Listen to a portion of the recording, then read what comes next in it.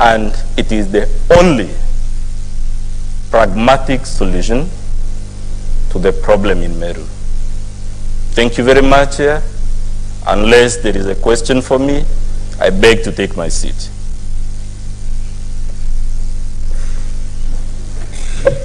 Thank you very much. Senators, I don't know whether you intend to comment anything on the statement. I don't think so. We just let it hang. Yes, Senator Fanarobi. Chair, the Council for the Assembly has taken us through the explanation of whether an impeachment is counter-democratic. I would want him to also address the question of whether a discharge of the governor from all the accusations that have been made here, if they are disproved, or whether if the threshold is not met, if that would also be counter-democratic in his view.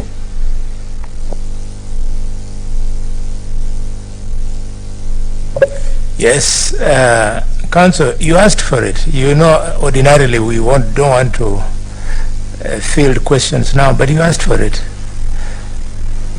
Chair, the answer is simple.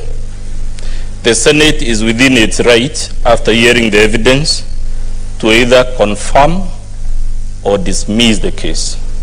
Therefore, there will be nothing counter-democratic in the Senate discharging its power one way or the other, because we didn't come here having assumed we must win our case. It must be taken that the person reposed or the ultimate power is the Senate, and the Constitution has empowered Senate to make that decision.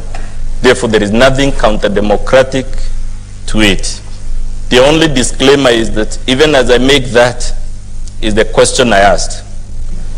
It cannot surely be that all these people at the national and county levels of government and in the church are the problem, and the governor is a saint. It must count for something. Perhaps, Chair, members, I don't want to open it, but just one clarification, Chair, because I might have put it wrongly. Whether he equates a discharge of the governor to the policy of appeasement that he has taken us through the leadership of Europe and America during the First World War, whether he equates it, a discharge of the governor, to a policy of appeasement by the Senate. Council, just hold, take all three and then you respond. Yes, please. Thank you, Chair. Chair, the learned friend has said democracy has produced unintended consequences. It's, Chair, I can imagine, you know, the country has just gone through a general election which was democratically done. Will he then be saying that as long as the results did not produce the person for any level or for any seat that he so wished, then it will be unintended consequences? Thank you. Thank you. Senator Kiambu. Thank you very much, Chairman. Mine is to wish if we were to listen to the opening remark from the other side, because you know the Council has alluded that in the Bible they had to sacrifice somebody by throwing him into the sea, and that person had to be swallowed by the fish, and he went to another city to give good news. So, and that is Jonah. So probably if we give the governor, maybe he has the news. So we better listen to that side before we make other comments. Thank you. Yes, Vice Chair. Thank you, Chair. Following the same question that Senator for Kajiado nominated us about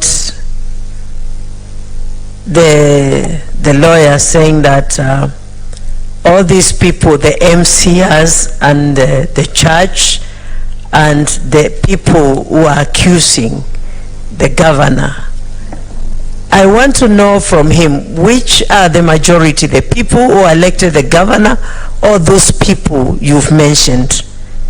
Which are the majority? Thank you. Yes, the senator from Migori. Thank you, Chair. And thank you, Council, for a fantastic introduction, or rather opening remarks.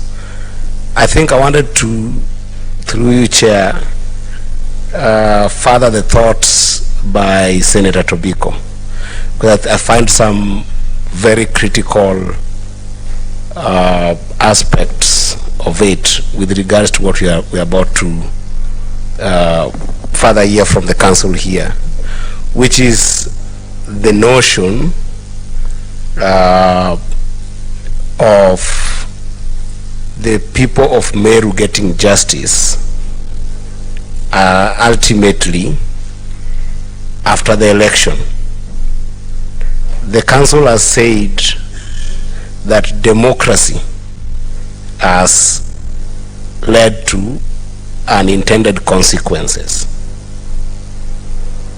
In your view, Council, may you guide us as a committee how to assess this with respect to the people of Meru who voted for the governor.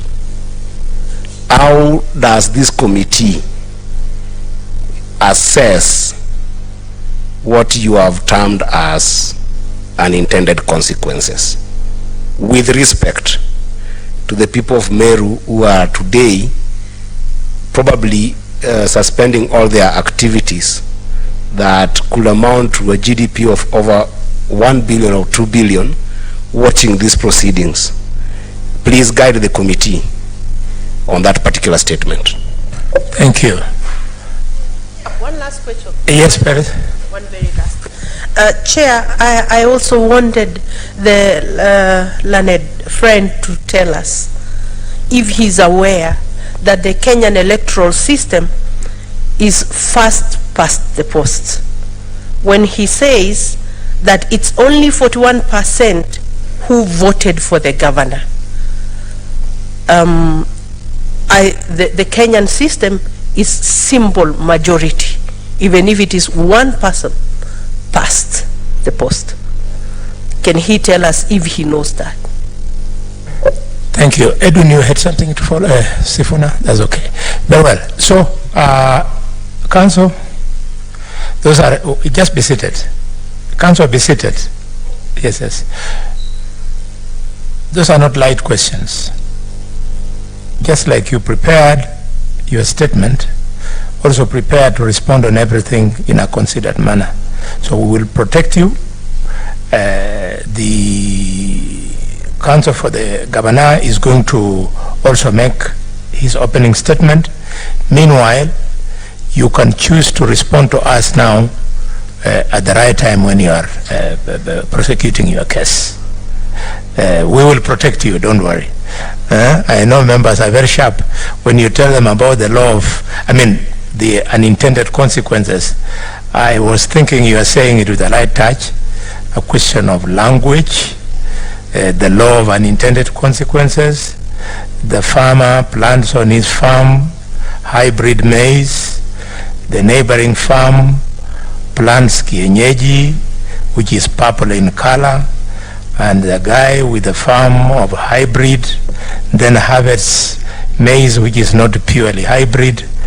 The guy of the farm who planted hybrid did not intend to have that consequence. It was unintended. I thought it was light touch, but you asked for it. You will have to lie in that bed yourself. Governor, you are now invited.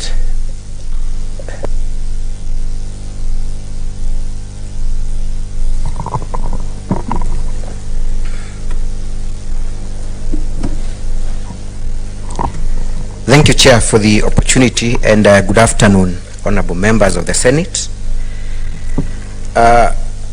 Mr. Chair, my learned friend, Mr. Dr. Muthomi Thiankolu has been very colorful in his opening remarks.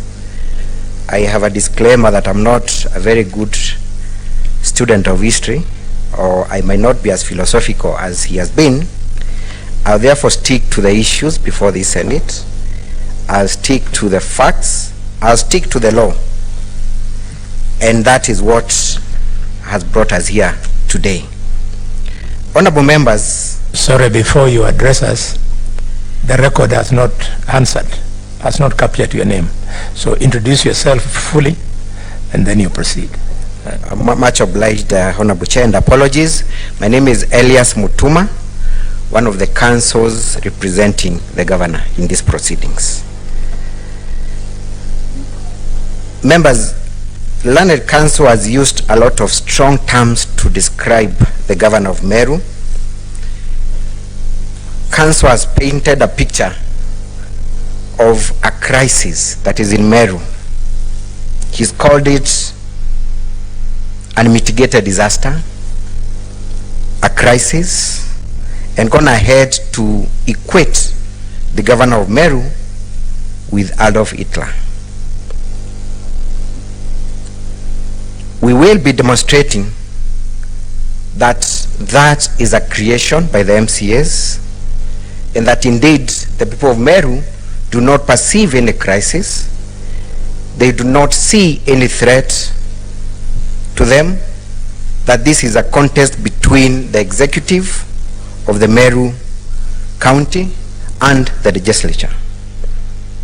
Honorable members, we stand before you today to represent the governor who was elected by a majority votes. The closest contestant garnered less than 100,000 votes next to the governor. Surely that means that the governor was voted in overwhelmingly. Honorable members, this is a second impeachment motion. The first one was stopped by the High Court in Meru, and that conservatory orders were issued preventing the county assembly from in any way debating the impeachment motion, but in defiance of the court orders, they proceeded to do that. A question has been asked as to why the governor did not appear to defend herself before the county assembly. It is for the very reason that indeed the High Court of Meru had barred the county assembly from debating the impeachment motion.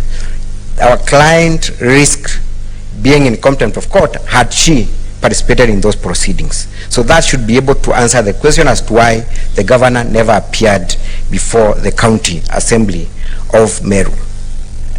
But that is not all, honorable members.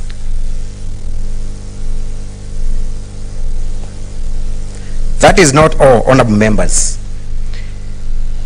Impeachment proceedings, and the High Court, the Supreme Court, and the Court of Appeal has given this guidance that they are